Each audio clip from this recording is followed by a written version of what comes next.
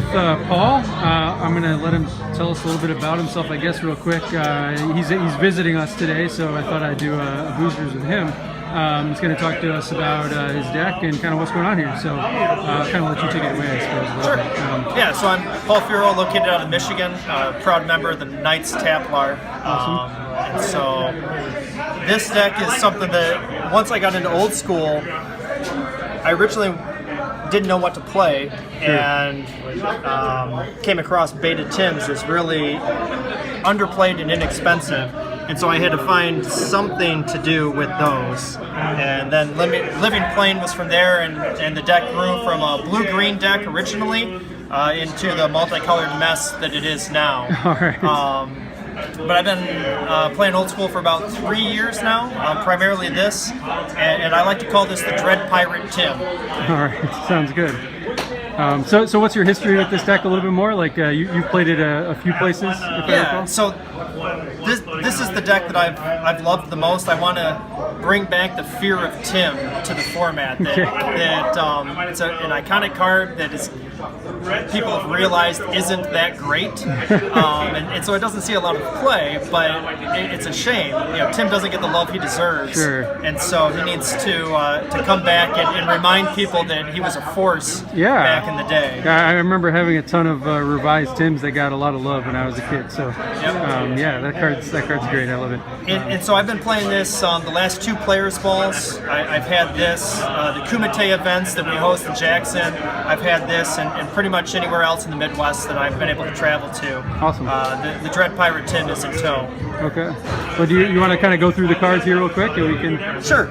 Yeah. So the heart of the deck is with Living Plain and Tim, and being able to lock out your opponents. The Living Plain, most people aren't familiar with it, and they really struggle on how to play against it because the lands come into play with Summoning Sickness, and it really throws off your math as to what spells you can play and how to anticipate what to do next and how to react. Sure. Also with the Summoning Sickness and an active Tim, it can prevent the opponent from ever getting an additional mana source through their lands. Gotcha. And so that can be real devastating, and is really the whole point. Okay. Like I said, the deck originally started out as just blue-green, and it was absolutely atrocious. But I wanted to get as many Tim effects into the deck as I could. So I had 4 Living Plain, 4 Tim, and 4 Pirate Ship.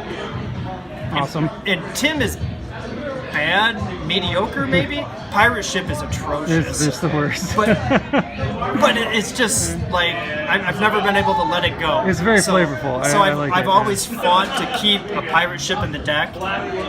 If you actually wanted to play a good deck, Pirate Ship does not belong. Okay. But I can't quit it. And so there's always going to be one in the deck. Makes sense, yeah. And I like. I mean, you have this signed one, so it seems like a good choice here. So. Yep.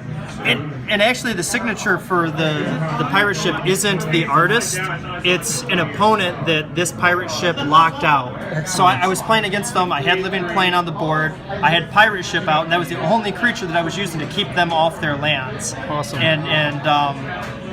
So this is the hit list for my Pirate Ship. It's only gotten 1 person, but my Tims have various signatures. I see, yeah. That awesome. They've been able to get much more hits than the Pirate Ship. You got this one. Though this one is my favorite because I was at the Players Ball and it was probably round 7, round 8. I had a number of drinks, and my opponent unfortunately got mana screwed. And this deck is very unforgiving of opponents that don't draw lands. Sure. And so that Tim happened to be on the board, but my opponent had some question as to whether it was Tim's fault that he lost or anything else. So I asked him to sign it, and I'm going to say that they signed, their initials are ND, but I'm pretty sure they just in protest signed his hat as no.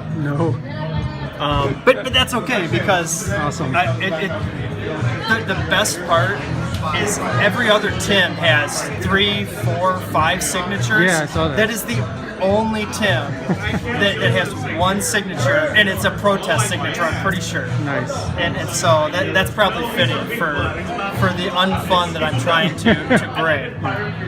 But so there's other variations of this deck that people have done, and I'm not sure what the best way to play is. But what I like is the mana denial plan. Sure. So EC, I have 4 strip mines. I've also played in the summer and winter derbies online. Okay. So the winter derby this last year was Swedish rules. Right. So obviously strip mine is great in a land denial deck, but in Swedish rules you only get one. So I swapped those out for more living planes, a little bit more control aspects, and this deck struggles against aggro. And so lightning bolts were part of the deck at the time in the winter derby as a way to kind of combat an early hypnotic specter, which is atrocious, but also like an early Savannah Lions or something like that. Sure. You need something to buy you time to get stuff on the board. Yeah, get your Tims out there and whatnot, right? Yep. Yeah. So in Eternal Central, 4 strips are great.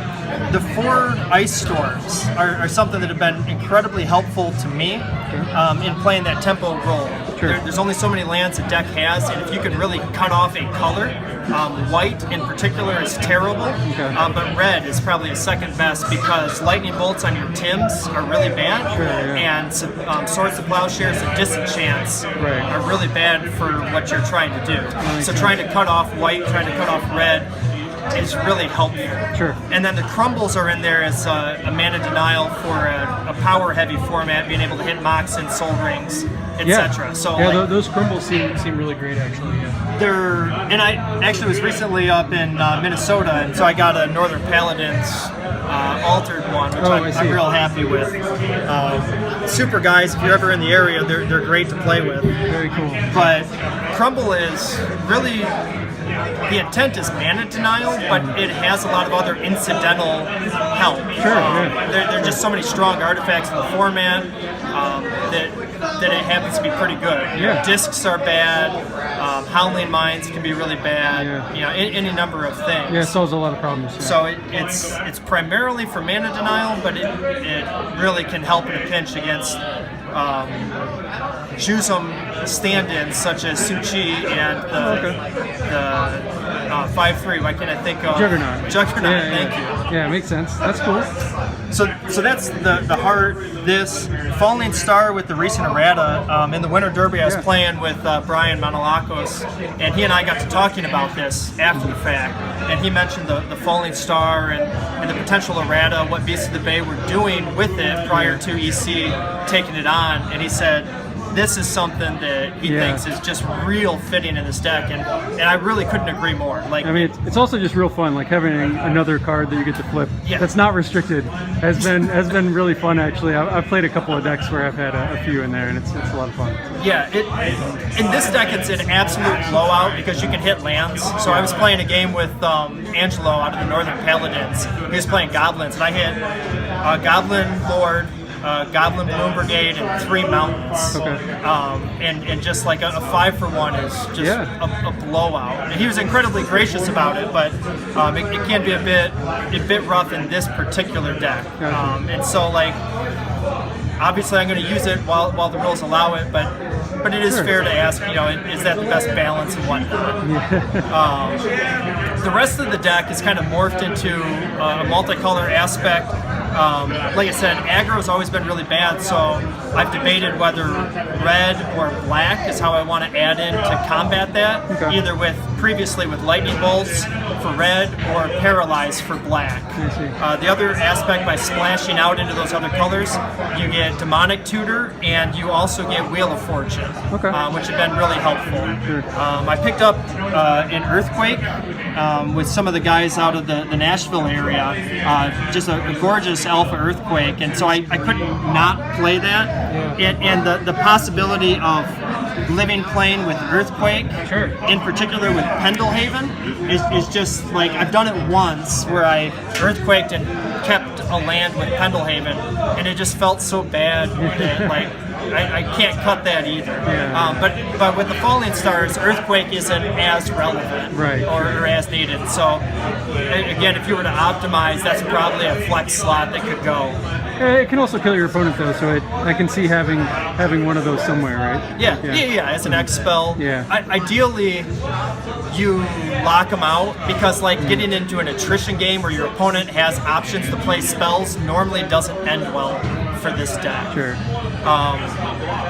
So the other one-off cards, the wheel's just too good. Obviously, all the power. These are some beautiful altars that you have also. Oh yeah, thank you. In the Sylvan Library here. Those are pretty cool. And I don't have a Jet and I don't have a Lotus. Otherwise, they would probably find their way in here. Sure. But as is, I'm real happy with it.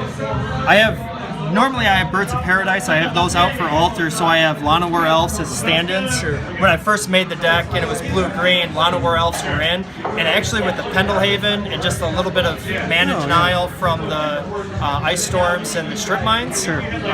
Elves can go a long way. And so it's been a mixed blessing having the birds in, because you get better color availability while still having the ramp, but you don't get the aggro aspect. Sure. So it's been a little bit of a mixed blessing. We got a couple other things over here, like this Sinbad and the Boomerang and whatnot. Those are just more sort of utility things, it looks like. Yeah, Sinbad's in just to keep with the pirate theme, and it incidentally combos with Sylvan Library. Okay. So again, probably not great, but it's fun and thematic. And if people want to throw removal at Sinbad instead of at Tim, yeah, that's great. That's awesome. Yeah, I'm all for that. I think he can be surprisingly scary because he can draw you a lot of cards. I've cast my fair share of Sinbads and they usually get bolted. Yes. So. Yeah, and it's probably the right play. Yeah. But for me, I'm happy to have a target that's out there saying, "Look at me, look at me." Yeah, that's really cool. The control magic is a ton of fun because with Living Plane, I've been able to control magic, Mishra's Workshop, Library of Alexandria, yeah, sure, and all sorts of other things. So it's awesome. like a mana denial, and you get the bonus. Sure. And so like it's a little weak because they can always disenchant the Living Plane and they get their land back and whatnot. But the fun of stealing somebody's land is just really demoralizing. It's too fun to pass on. That's really cool. So, and sometimes it's good against like an Urnam, a Sarah Angel, a Jusum, something like that's harder to deal with. Yeah, harder for you to kill. If they sneak out. The Boomerang can also help with problematic permanents that are higher casting costs because you're so aggressive on the mana. Yeah. If they cheat something out with a Lotus or a Dark Ritual or even a Mana Vault, you can often bounce that back to their hand, and they'll just never be able to play it again. Yeah. Once you really get the mana denial plan going. Makes sense. Yeah. So it's good for that, but it's also the mana base with being 4 colors is terrible to Blood Moon. Like Blood Moon is just the worst for this deck, and so having a Boomerang on the hope that you can get the Blood Moon, you got the Boomerang and the Chaos Orb. Are you really your only 2 outs for that? So you've got a sideboard though too. So I see you've got a few answers to Blood Moon here also. Yeah. So the Blue Blast helps. There's another Boomerang to help with that. One of the biggest things are Gloom, because Disenchant and Swords of Plowshare are so prevalent, but also so problematic to the deck. Especially Disenchant on your Looting Plane, I assume, is a big issue. Yeah. The other card that I love in the sideboard that'll always be there for my friend Greg out of Michigan is the Volcanic Eruption. Nice. And it again is a terrible card, but against some red decks, having just an extra card that can blow up lands is a lot of fun. The triple blue is really hard in this deck, and so far the max mountains that I've blown up is 2 mountains. So I'm waiting for that 3 mountain day, but for now 2 mountains and 2 damage to all goblins is pretty tough to come back from. So is this signed by people that you killed this with as well? Yes. Yeah. That's awesome. Yeah, so that it's a beta Volcanic Eruption I love it. that was signed with it says Blowout Greg. I see. Okay. I love it. And then the mana base is some of the typical stuff. There's a library. The City of Brass is great altar, I see. Yeah. It's a one-off just because you want to be able to attack with your lands to put pressure, and City tapping does 1 to you. Right. So once Living Plane comes out, you really don't want to use City. and then the dual lands. There's 3 fun lands just because of the living plane. There's the Pendlehaven and Desert that just on the off chance, I've never actually killed somebody's land with the Desert. I've got a fun Shaman Ben altar. Definitely. Some of those have migrated out here too. We have a handful of them in decks out on the list. Yeah.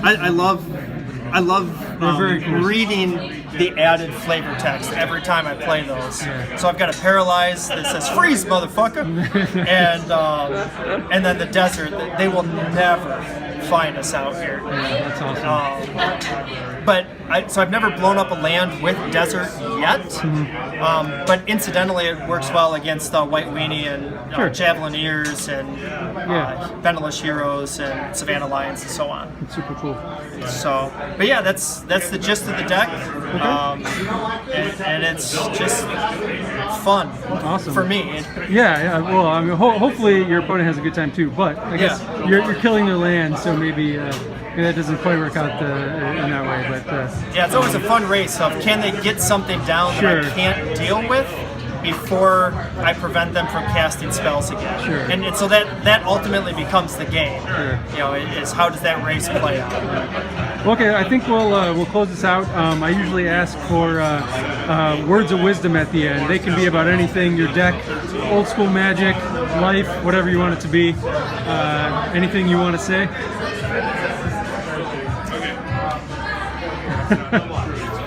I'll put you on the spot. Nothing profound.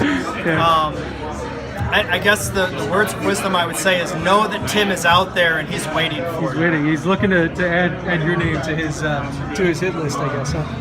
That sounds good. All right.